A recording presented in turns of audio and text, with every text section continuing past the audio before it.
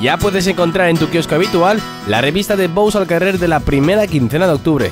Este mes con un especial de 68 páginas y reportaje de más de 57 pueblos de toda España.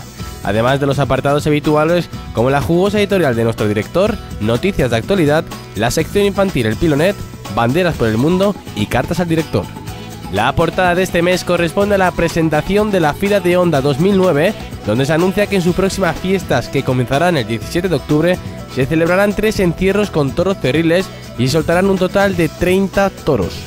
Entre los reportajes publicados de la Comunidad Valenciana encontrarás crónicas y fotos de Vallduxó, Burriana, Benicarló, Torre-Xiva, Moncofa, Villafranca, Cabanes, Betxí, Alcúdia de Veo, Vilafamés, Pobla Tornesa, Viver, Traiguera, La Vall d'Almonacid, Albalà dels Sorells, Xàtiva, Rafelbunyol, Meliana, Museros, Massamagrell, Puerto de Sagunto, Paiporta, San Antonio de Benajever, Moncata, Alginet, Favara, Aielo, Algar, Xaló y Castalla. De la zona centro hay artículos de Peñafiel, El Burgo de Osma, Santa Marta de Tormes, Villascusa, Socobos, Pastrana, Brihuega y Gárgoles de Arriba.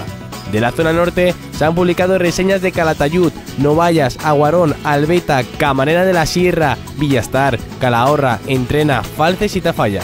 Y de Cataluña se han preparado apartados de Masdenverge, Roquetes y Barri de Poblenou. En la sección de calendario encontrarás más de 10 páginas muy completas, la más rematada información de todos los pueblos que celebran festejos populares en la primera quincena de octubre, con sus horarios correspondientes y las fotografías de los toros que van a exhibirse.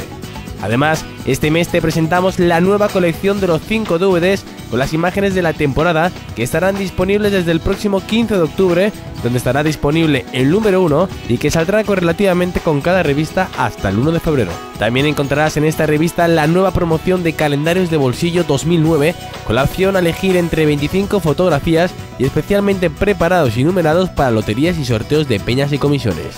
Más información en www.bousalcarrer.com.